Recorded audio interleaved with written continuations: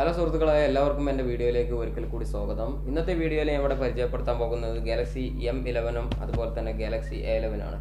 ഇത് പരിചയപ്പെടുത്താനുള്ള കാരണം വെച്ചാൽ ഈ രണ്ട് ഫോണുകളും ഏകദേശം ഒരുപോലത്തെ ഒരു പേരായതുകൊണ്ട് ഒരുപാട് ആളുകൾ കൺഫ്യൂഷൻ ഉണ്ട്. ഇത് രണ്ട് ഫോണും ഒന്ന് തന്നെയാണോ, അതായത് ഒന്നാണെന്നല്ല, ഒരു 11 മാത്രം കേട്ടാണ്ടാണ് വരും ചില ആളുകൾ. അപ്പം ഏതാണ് ഈ ഫോൺ തമ്മിൽ എന്തൊക്കെയാണ് വ്യത്യാസം എന്നൊന്നും അറിയാതെ പിന്നെ ഏതെങ്കിലും ഒരു 11 കിട്ടിയ ആ 11 വാങ്ങി പോകും. അങ്ങനെയൊക്കെ ഒരുപാട് ആളുകൾ ചെയ്യുന്നുണ്ട്. അപ്പോൾ ആ ഒരു തെറ്റിദ്ധാരണ ഒഴിവാക്കാൻ വേണ്ടിയിട്ടാണ് ഇത് ഞാൻ പരിചയപ്പെടുത്താൻ കാരണം. ഇത് തമ്മിൽ ചെറിയ വിലക്ക് തന്നെ ചെറിയൊരു വ്യത്യാസമുണ്ട്. ഇതിനു മുമ്പ് നമ്മൾ പരിചയപ്പെടുത്തിയ ഫോണുകളൊക്കെ ഏകദേശം വിലക്ക് സെയിമാണ്. ഇതും ഏകദേശം സെയിമാണ്, ഏകദേശം 500 രൂപേൻ്റെ വ്യത്യാസമുള്ളൂ. അപ്പോൾ നിങ്ങൾ ഈ ഒരു ഏകദേശം ഒരു 10,000 രൂപേൻ്റെ ആ ഒരു ബഡ്ജറ്റിൽ ഒരു ഫോൺ വാങ്ങാൻ പോകുന്നുണ്ട്. ഗാലക്സിൻ്റെ ഏത് ഫോൺ വാങ്ങാൻ പറ്റും എന്നുള്ളതാണ് നമ്മൾ ഈ വീഡിയോയിലൂടെ ചർച്ച ചെയ്യുന്നത്. വീഡിയോയിലേക്ക് കടക്കുന്നതിന് മുമ്പ് ഈ ചാനൽ നിങ്ങൾ ആദ്യമായിട്ടാണ് കാണുന്നുണ്ടെങ്കിൽ ചാനലൊന്ന് സബ്സ്ക്രൈബ് ചെയ്ത് വെച്ചാൽ ഇതിന് ശേഷം വരുന്ന വീഡിയോകളെല്ലാം നിങ്ങൾക്ക് നോട്ടിഫിക്കേഷനായിട്ട് ലഭിക്കുന്നതായിരിക്കും. അതുകൊണ്ട് ചാനൽ എത്രയും പെട്ടെന്ന് സബ്സ്ക്രൈബ് ചെയ്യുക. അതുപോലെ തന്നെ കമൻറ്റുകളും രേഖപ്പെടുത്തുക. കമൻറ്റുകൾ രേഖപ്പെടുത്തിയാലാണ് നിങ്ങൾക്ക് നോട്ടിഫിക്കേഷൻ പെട്ടെന്ന് ലഭിക്കാൻ സാധ്യതയുള്ളൂ. ഒരുപാട് ആളുകൾ വീഡിയോ കണ്ടിട്ട് കമൻറ്റും ലൈക്കൊന്നും തരാതെ പോകുന്നുണ്ട്. അപ്പോൾ അതൊക്കെ ഒന്ന് ശ്രദ്ധിച്ചാൽ നമുക്ക് വീഡിയോ ഇടുന്ന ആളുകൾക്കും ഒരു സന്തോഷമാണ്.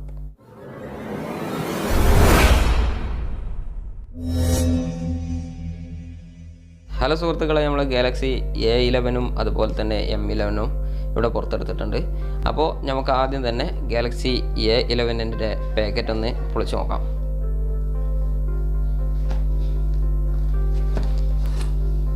A11 പൊളിച്ച് നോക്കുമ്പോൾ നമുക്ക് എന്തൊക്കെയാണ് ബോക്സിൻ്റെ അകത്ത് കാണുന്നത് നോക്കാം. ആദ്യം തന്നെ നമുക്കൊരു ചെറിയൊരു പെട്ടി കിട്ടിയിട്ടുണ്ട്.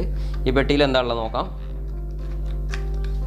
സാധാരണ ഗാലക്സികളിലൊക്കെ ഉണ്ടാവില്ല, ഒന്നിരിക്കും ഒരു പൗച്ച് ഉണ്ടാവും, ഇല്ലാന്നുണ്ടെങ്കിൽ ഒരു കാറ്റലോഗ് ഉണ്ടാവും. അതുപോലെ തന്നെ ഇതിൽ പൗച്ചൊന്നും കിട്ടിയിട്ടില്ല, ഒരു കാറ്റലോഗ് കിട്ടിയിട്ടുണ്ട്. ഇതിൽ വാറണ്ടി ഇൻഫർമേഷൻ, കാര്യങ്ങൾ, ഫോൺ എങ്ങനെ ഉപയോഗിക്കണം എന്നൊക്കെ പറഞ്ഞിട്ടുള്ള ഒരു പേപ്പറുകൾ മാത്രമാണ്, വേറെ ഒന്നും ഇതിലില്ല. നമുക്ക് ഏതായാലും ഇത് ക്ലോസ് ചെയ്യാം. പിന്നെ ബോക്സിനകത്ത് വേറെ എന്തൊക്കെ ഉണ്ട് എന്നുള്ളത് നോക്കാം. ബോക്സിനകത്തുള്ളത് ഒരു 15 വാട്ട്സ് ഒരു ഫാസ്റ്റ് ചാർജറാണ്. സാധാരണ ഇപ്പം വരുന്ന എല്ലാ ഗാലക്സികളും, അതായത് ഒരു 20,000 രൂപേൻ്റെ താഴെ വരുന്ന ഗാലക്സികളിലൊക്കെ ഈ ഒരു ചാർജർ തന്നെയാണ് ഉപയോഗിക്കുന്നത്. എന്നാൽ ഈ ചെറിയ ഫോണുകളിലൊന്നുമില്ല. ഫാസ്റ്റ് ചാർജർ നിലവിൽ ലഭ്യമായിട്ടുള്ള ഏറ്റവും ചെറിയൊരു ഫോണാണ് ഗാലക്സിൻ്റെ ഒരു ഫോണാണ്. ഈ രണ്ട് ഫോണിൻ്റെ ഒരു പ്രത്യേകത, രണ്ടും ഒരു ബജറ്റ് ഫോണാണെന്നുള്ളതാണ്. നമുക്ക് ചെറിയൊരു ബജറ്റിൽ നമുക്ക് ഉൾപ്പെടുത്തി വാങ്ങാൻ പറ്റിയ ഒരു ഫോണാണ് ഈ രണ്ട് ഫോണുകളും. ഇതിൻ്റെ കൂടെ മറ്റൊന്ന് കിട്ടിയത് എന്താ വെച്ചാൽ ടൈപ്പ് സി ആണ് കേബിൾ, അതായത് ഫാസ്റ്റ് ചാർജിങ്ങോട് കൂടി തന്നെ ടൈപ്പ് സി ആണ്, അതായത് പുതിയ ചാർജർ തന്നെയാണ്. പല ആളുകൾക്കും ഒരു സംശയമുണ്ട്, ഈ ടൈപ്പ് സി എന്ന് പറഞ്ഞാൽ എന്താണ്. നമ്മളിതിൻ്റെ മുമ്പത്തെ വീഡിയോയിലൊക്കെ വെറും ടൈപ്പ് സി എന്ന് പറഞ്ഞാൽ പോയേക്കാണ്. അപ്പോൾ ടൈപ്പ് സി എന്ന് പറഞ്ഞാൽ ഇതാണ്. ഇപ്പോൾ നിങ്ങൾക്കറിയാം, ഇതിൻ്റെ മുമ്പ് ഗാലക്സി കൊടുത്തിരുന്നത് ഒരു പഴയ ഒരു മോഡലായിരുന്നു, ഒരു ചെരിഞ്ഞിട്ടുള്ള മോഡൽ. അതിന് മൈക്രോ എന്ന് പറയും. ഇതിന് ഈ ഒരു മോഡലിന് ടൈപ്പ് സി എന്നാണ് പറയുക. ഇതാണ് ഇതിൻ്റെ പ്രത്യേകത എന്ന് പറഞ്ഞാൽ, നിങ്ങൾക്കറിയാം, ഇത് ഇറങ്ങിയിട്ട് കുറച്ചായിട്ടുണ്ടെങ്കിലും ആളുകൾക്ക് ഇപ്പോഴും കൺഫ്യൂഷനാണ്. അതുകൊണ്ടാണ് പറയുന്നത്, അറിയുന്ന ആളുകൾ ക്ഷമിക്കുക. ഇതിൻ്റെ പ്രത്യേകത എന്ന് പറഞ്ഞാൽ ഇങ്ങനെയും കുത്താം ഇങ്ങനെയും കുത്താം എന്നുള്ളതാണ് ഇതിൻ്റെ ഒരു പ്രത്യേകത, ടൈപ്പ് സി ആയതുകൊണ്ട്. കൂടാതെ ഈ ടൈപ്പ് സി ഉപയോഗിക്കുന്ന ചാർജറിൽ പൊതുവേ സ്പീഡ് ഉണ്ട് എന്നുള്ളൊരു അഭിപ്രായം ചില ആളുകൾക്കെങ്കിലും ഉണ്ട്. അതിൻ്റെ പുറമെ ഇതിൻ്റെ കൂടെ ഒരു ഹെഡ്ഫോണും ഫ്രീ ആയിട്ട് ലഭിക്കുന്നുണ്ട്. പിന്നെ ഒരു സിം അയക്കാനുള്ള ഒരു പിന്നും ഇതിൻ്റെ കൂടെ കിട്ടിയിട്ടുണ്ട്. വേറൊന്നും ഇതിൻ്റെ കൂട്ടത്തിൽ നമുക്ക് കിട്ടിയിട്ടില്ല. ഈ ഫോൺ നമുക്ക് ഇപ്പോൾ റിവ്യൂ ചെയ്യാൻ വേണ്ടിയിട്ട് കിട്ടിയിട്ടുള്ളത് ഒരു വൈറ്റ് കളർ ഫോണാണ്. ഇതിന് 3 ക്യാമറയാണ് ഉള്ളത്. അപ്പോൾ ബാക്കി കാര്യങ്ങളിലേക്കൊക്കെ നമുക്ക് കിടക്കാം. അതിൻ്റെ മുമ്പ് നമുക്ക് മറ്റൊരു ഫോൺ അൺബോക്സ് ചെയ്യേണ്ടതുണ്ട്.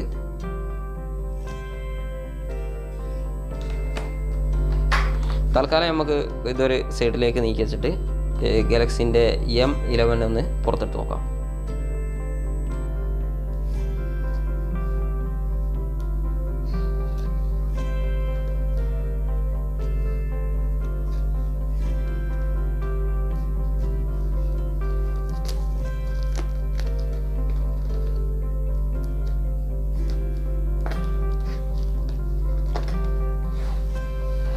ഗാലക്സിയുടെ M11 പുറത്തെടുത്തു. ഇതിൻ്റെ കൂടെയും ഇതുപോലെ ഒരു ബോക്സ് ഉണ്ട്.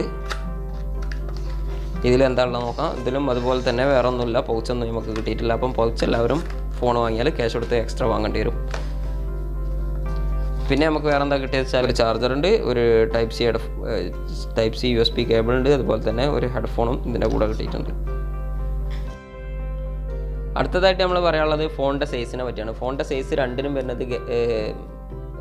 വരുന്നത് 6.4 ഇഞ്ചാണ് സൈസ് വരുന്നത്. ഡിസ്പ്ലേൻ്റെ സൈസാണ് പറഞ്ഞത്. പിന്നെ ക്യാമറ രണ്ടിലും 3 ക്യാമറ ഉണ്ട്. പിന്നെ വെയിറ്റ് നോക്കുകയാണെന്നുണ്ടെങ്കിൽ നമുക്ക് പിടിക്കുമ്പോൾ തന്നെ അറിയാൻ പറ്റുന്നുണ്ട് ഗാലക്സി M11 ആണ് വെയിറ്റ് കൂടുതൽ. അതിൻ്റെ കാരണം എന്താ വെച്ചാൽ ഇതിൽ ബാറ്ററി 5000 mAh ആണ്, ഇതിൽ ബാറ്ററി 4000 mAh ആണ്. അപ്പോൾ നമുക്ക് ഒന്നാമത്തെ മാറ്റം കാരണം കിട്ടി, ഇത് വെയിറ്റ് കൂടുതലാണ്. അതുപോലെ തന്നെ ഇതിന് 5000 mAh ബാറ്ററി ഉണ്ട്, ഇതിന് 4000 mAh ബാറ്ററി ഉണ്ട്. നമുക്ക് ഒരു കാര്യം തന്നെ നമുക്ക് പറയാനുള്ളത് എന്താ വെച്ചാൽ ഗാലക്സിൻ്റെ M സീരീസുകളിൽ എപ്പോഴും ബാറ്ററി പവർ പൊതുവെ കൂടുതലായിരിക്കും.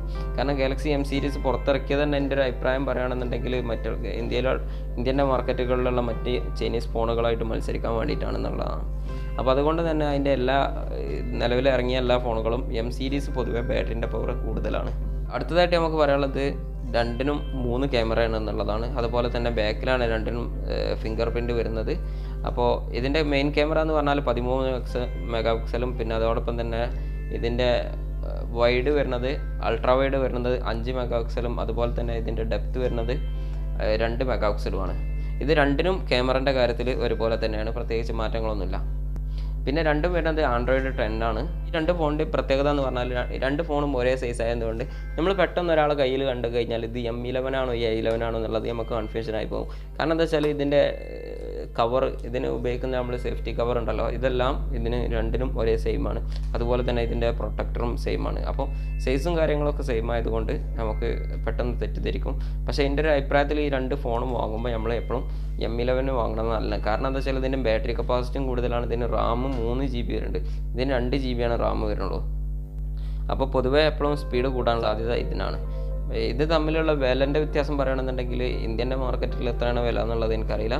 ഇപ്പോൾ ഇവിടുത്തെ വില വെച്ച് പറയുകയാണെന്നുണ്ടെങ്കിൽ ഇതിന് ഏകദേശം 50 റിയാലാണ് വരുന്നത്, ഇതിന് ഏകദേശം ഒരു 52 റിയാൽ, ഒരു 2 റിയാലിൻ്റെ വ്യത്യാസം. 2 റിയാൽ എന്ന് പറഞ്ഞാൽ ഒരു 400 റുപ്യേൻ്റെ വ്യത്യാസം മാത്രമാണുള്ളത്. അങ്ങനെ നോക്കുമ്പോൾ ഒരു 400 റുപ്യേനോട് ഇത്രയും വലിയൊരു പവർ നമുക്ക് അധികം കിട്ടുമ്പോൾ ഇത് വാങ്ങണം. ഞാൻ ഈ ഒരു വീഡിയോ ഇടാനുള്ള കാരണം എന്താ വെച്ചാൽ ഒരുപാട് ആളുകൾക്ക് ഈ M11 A11 തമ്മിലുള്ള വ്യത്യാസം അറിയില്ല. കാരണം ഇത് ഇത്രയും വ്യത്യാസം ഉണ്ടായിട്ട് പോലും ആളുകൾ ശ്രദ്ധിക്കാതെ A11 വാങ്ങി പോകുന്നുണ്ട്. നിലവിലിപ്പം ലഭ്യമായ ഫോണുകളിൽ, ഗാലക്സിൻ്റെ ലഭ്യമായ ഫോണുകളിൽ 3 ക്യാമറ ഉള്ളതും അതുപോലെ തന്നെ ഒരു അത്യാവശ്യം സൈസൊക്കെ ഉള്ളൊരു ഫോണും ഒക്കെ വെച്ച് നോക്കുമ്പോൾ നിലവിൽ വാങ്ങാൻ പറ്റിയ 2 ഫോണുകളാണിത്. നിലവിൽ 3 ക്യാമറ ഉള്ള ഫോണുകളിൽ ഏറ്റവും വില കുറഞ്ഞ ഒരു ഫോണാണ് ഇത്. അതിനുശേഷം അതിൻ്റെ നേരെ തൊട്ട് മുകളിലായിട്ടുള്ള ഒരു ഫോണാണിത്. ഈ 2 ഫോണുകളും ഇവിടെ മാർക്കറ്റിൽ ലഭ്യമായിട്ട് തുടങ്ങിയത്, അനൗൺസ് ചെയ്തത് മാർച്ച് മാസത്തിലാണെങ്കിലും ഇത് മാർക്കറ്റിൽ ലഭ്യമായത് കഴിഞ്ഞ മെയ് മാസത്തിലാണ്. അപ്പോൾ അധികം ഒരു പഴയൊരു ഫോണുകളൊന്നല്ല. രണ്ടിനും വരുന്നത് പ്ലാസ്റ്റിക്കിൻ്റെ ബോഡി തന്നെയാണ്. അല്ല, ഇതിന് സ്റ്റോറേജ് എന്ന് പറയുന്നത് ഇത് 4 GB 64 GB മാർക്കറ്റിൽ ലഭ്യമാണ്, 4 GB റാമോട് കൂടി. പക്ഷേ നിലവിൽ ഇപ്പോൾ നമ്മുടെ അടുത്തൊക്കെ വന്നത് 32 GB 2 ഫോണും 32 GB ഇത് 2 GB പ്ലസ് 32, ഇത് 32 GB പ്ലസ് 3 GB റാം. ഇങ്ങനെ അടുത്തതായിട്ട് നമുക്ക് പറയാനുള്ളത് സെൽഫി ക്യാമറൻ്റെ അതാണ്. സെൽഫി ക്യാമറൻ്റെത് എന്ന് പറഞ്ഞാൽ ഈ ഫോണിൻ്റെ ഒരു പ്രത്യേകത എന്ന് പറഞ്ഞാൽ കാണാൻ നല്ല ഒരു ഭംഗിയുള്ള ഫോണാണ്. നമ്മൾ പാക്കറ്റിൽ നിന്ന് ജസ്റ്റ് ഒന്ന് അയച്ചു നോക്കാം. ഇവിടുത്തെ ഒരു വില വെച്ച് നോക്കുമ്പോൾ നാട്ടിൽ 10,000 റുപ്യേൻ്റെ ചോട്ടിൽ വരാൻ പറ്റിയ 2 ഫോണുകളാണ് ഈ ഒരു ഫോണ്. കണ്ടാൽ ഞാൻ പറഞ്ഞില്ലേ, കണ്ടാലും ഒരുപോലെ ഇരിക്കും. ക്യാമറ വരുന്നത് ഡിസ്പ്ലേൻ്റെ അകത്താണ്, അത് ഒരു കോണിലാണ്.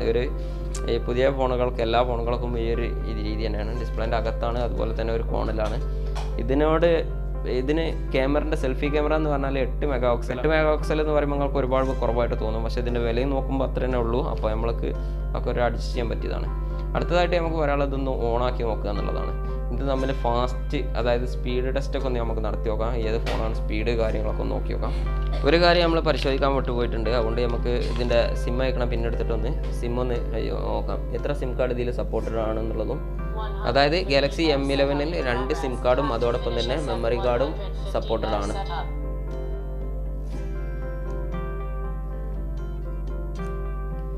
ഗാലക്സി A11 2 സിം കാർഡും അതോടൊപ്പം തന്നെ മെമ്മറി കാർഡും സപ്പോർട്ടഡ് ആണ്.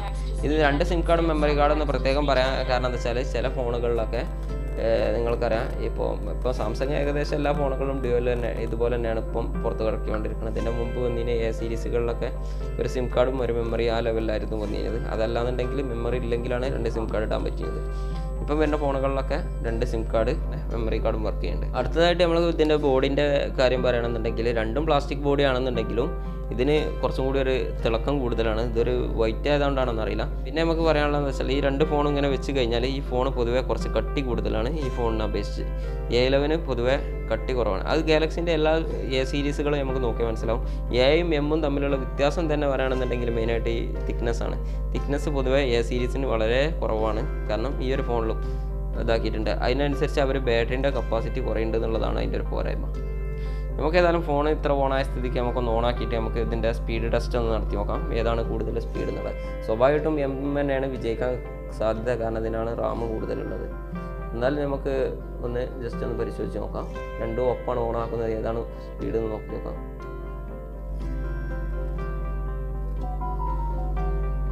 ഇപ്പോൾ 2 ഫോണും ഓണായിട്ടുണ്ട്. 2 ഫോണിൽ 2 വാൾപേപ്പറാണ് ഓല് ഉൾപ്പെടുത്തിയത്. ഫോൺ കണ്ടാൽ ഞാൻ പറഞ്ഞല്ലേ, കണ്ടു കഴിഞ്ഞാൽ ഒരുപാട് ഒരേ ഒരു ടൈപ്പ് ഫോണാണ്. രണ്ടും വലിയൊരു വ്യത്യാസം നമുക്ക് അറിയാൻ പറ്റില്ല. പ്രത്യേകിച്ച് പറയുകയാണെന്നുണ്ടെങ്കിൽ ഇതിൻ്റെ വെയിറ്റാണ് മെയിനായിട്ടുള്ളൊരു വ്യത്യാസം. കാരണം വെയിറ്റ് എന്ന് പറഞ്ഞാൽ ഇത് അത്യാവശ്യം നല്ല വെയിറ്റ് ഉണ്ട്. ഇത് 197 ഗ്രാം വരുന്നുണ്ട്, ഇത് 177 ഗ്രാം. അതായത് 20 ഗ്രാമിൻ്റെ വ്യത്യാസം തന്നെ ഇതിൽ ഉണ്ട്. ഫോണിനെ സംബന്ധിച്ചോളം 20 ഗ്രാമിൻ്റെ വ്യത്യാസം എന്ന് പറഞ്ഞാൽ അത്യാവശ്യം നല്ലൊരു വ്യത്യാസം തന്നെയാണ്. നമുക്ക് ഏതായാലും ഇതിൻ്റെ ഒരു സ്പീഡ് ടെസ്റ്റ് ഇതിലുള്ള ആപ്ലിക്കേഷൻ വെച്ചിട്ട് നമുക്കൊരു സ്പീഡ് ടെസ്റ്റ് നടത്തി നോക്കാം. നമ്മൾ പുതിയതായിട്ട് ഒരു ആപ്ലിക്കേഷൻ ഒന്നും ഡൗൺലോഡ് ചെയ്യാൻ ശ്രമിക്കണില്ല. അപ്പോൾ നിലവിലുള്ള ഒരു ആപ്ലിക്കേഷൻ വെച്ചിട്ട് നമുക്ക് എങ്ങനെയുണ്ട് സ്പീഡ് എന്നുള്ളതൊക്കെ ഒന്ന് പരിശോധിച്ച് നോക്കാം. നമുക്ക് ആദ്യം തന്നെ ഇതിൽ വൈഫൈ ഒന്നും കണക്ട് ചെയ്തിട്ടില്ല എങ്കിലും ഒന്ന് പ്ലേ സ്റ്റോർ ഓൺ ആക്കി നോക്കാം, എന്താ മാറ്റം സംഭവിക്കും. അപ്പോൾ ഇത് രണ്ടിലും ഒരേ മാതിരി തന്നെയാണ് വിജയിച്ചിട്ടുണ്ട്. രണ്ടും ഒരുപോലെ തന്നെ ഒരേ സ്പീഡ് തന്നെയാണ് കാണാൻ പറ്റിയത്. രണ്ടും ഒരേ ഒരു സ്പീഡ് തന്നെയാണ് നമുക്ക് കിട്ടിയിട്ടുള്ളത്. ഒരു പക്ഷേ ഇത് പുതിയത് ആയതുകൊണ്ടായിരിക്കും ഇത് രണ്ടും ഒരേ ഒരു സ്പീഡ് തന്നെയാണുള്ളത്. ഇപ്പോൾ നമുക്ക് നോക്കിയായിട്ട് മനസ്സിലാക്കാൻ പറ്റിയത്. കൂടുതൽ സ്പീഡ് ടെസ്റ്റ് നടത്തണമെന്നുണ്ടെങ്കിൽ നമ്മളിതിൽ ആപ്ലിക്കേഷനുകളൊക്കെ ഡൗൺലോഡ് ചെയ്യണം. അതിന് ഇപ്പം അങ്ങനെയൊക്കെ നമ്മൾ ചെയ്യുമ്പോഴത്തേനും വീഡിയോ ഒരുപാട് ലെങ്ത്ത് കൂടി പോകും. അതുകൊണ്ടാണ് നമ്മൾ അതിനൊന്നും ശ്രമിക്കാത്തത്. ബേസിക് ആയിട്ടുള്ള കാര്യങ്ങൾ മാത്രം പറഞ്ഞിട്ട് സ്റ്റോപ്പ് ആക്കുക എന്നുള്ളതാണ്.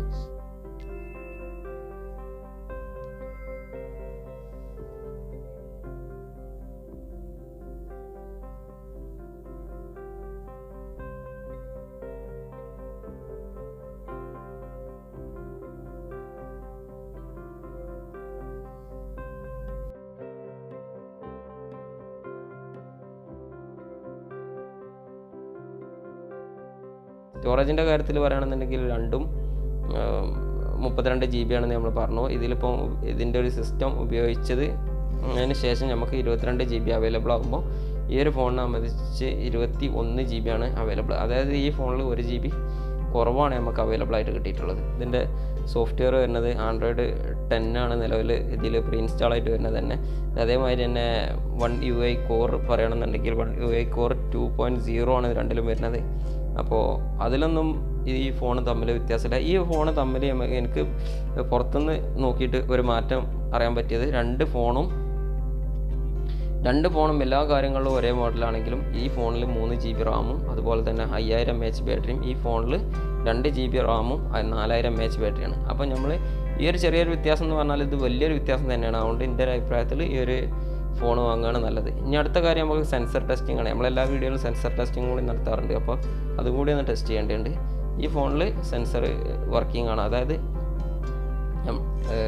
ഈ ഒരു ഫോണിൽ അതായത് A11 ടെസ്റ്റ് സെൻസർ വർക്കിംഗ് ആണ്, M11 സെൻസർ വർക്കിംഗ് ആണ്. നമ്മളിത് ടെസ്റ്റ് ചെയ്യാൻ കാരണം ഇതിലേറെ വില കൂടിയ A21S നമുക്ക് സെൻസർ വർക്കിംഗ് അല്ലാതെ നമ്മൾ തെളിയിച്ചിട്ടുണ്ട്. അപ്പോൾ അതുകൊണ്ടാണ് ഞാൻ പറഞ്ഞത്. പിന്നെ നമ്മൾ അടുത്തതായിട്ട് ഈ ചെറിയ ഫോണുകളിൽ നമ്മൾ ശ്രദ്ധിക്കേണ്ട കാര്യം സ്മാർട്ട് വ്യൂ എന്നുള്ള ഓപ്ഷൻ ഉണ്ടോ എന്നുള്ളതാണ്. സ്മാർട്ട് വ്യൂ പറഞ്ഞ ഓപ്ഷൻ ഉണ്ടോ എന്ന് നോക്കാൻ കാരണം എന്താ വെച്ചാൽ നമ്മൾക്ക് സ്മാർട്ട് ടി വിയിലേക്ക് കണക്ട് ചെയ്യാനോ അല്ലെങ്കിൽ വൈഫൈ ഡോങ്കിളിലേക്ക് കണക്ട് ചെയ്യണമെന്നുണ്ടെങ്കിൽ നമുക്ക് സ്മാർട്ട് വ്യൂ പറഞ്ഞ ഓപ്ഷൻ ഉണ്ടായിരിക്കണം. ഈ രണ്ട് ഫോണിൽ നിന്ന് നമുക്ക് വയർലെസ് ആയിട്ട് സ്മാർട്ട് ടി വിയിലേക്ക് കണക്ട് ചെയ്യാൻ പറ്റും. രണ്ട് ഫോണിലും ഇതിനുള്ള ഓപ്ഷൻ ഉണ്ട്. ക്യാമറ കാര്യങ്ങളൊന്നും ഞാൻ ഓണാക്കിയൊന്നും നോക്കുന്നില്ല. കാരണം എന്താ വെച്ചാൽ ഓണാക്കി നോക്കിയിട്ട് നമുക്ക് ഇവിടുന്ന് ഒരു ഫോട്ടോ എടുക്കാനുള്ള ഒരു സൗകര്യമൊന്നുമില്ല. നമുക്ക് ഏതായാലും ഇതിൻ്റെ അകത്ത് സെറ്റിങ്സിലേക്ക് വേണമെങ്കിൽ നോക്കി നോക്കാം. ഫുൾ സ്ക്രീൻ ആക്കാൻ പറ്റുന്നുണ്ടോ? രണ്ട് ഫോണും നമുക്ക് ഫുൾ സ്ക്രീൻ ആക്കാനൊക്കെ പറ്റുന്നുണ്ട്. കണ്ടില്ലേ? പിന്നെ രണ്ടും ഒരേ മെഗാ പിക്സൽ ആയതുകൊണ്ട് രണ്ടും ബ്രാൻഡ് ഗാലക്സി ആയതുകൊണ്ട് നമുക്ക് പ്രത്യേകിച്ച് മാറ്റങ്ങളൊന്നും ഇതിൽ കാണാനൊന്നും ഉണ്ടാവില്ല. അപ്പോൾ എന്തുകൊണ്ട് ഒരു 10,000 രൂപേൻ്റെ താഴെ വരുന്ന ഒരു ഫോണാണ് രണ്ട് ഫോണും. നല്ല ഫോൺ തന്നെയാണ് രണ്ട് ഫോണും. പക്ഷേ ഈ രണ്ട് ഫോണിനെ താരതമ്യം ചെയ്യുമ്പോൾ ഈ ഒരു ഫോണാണ് നല്ലത്.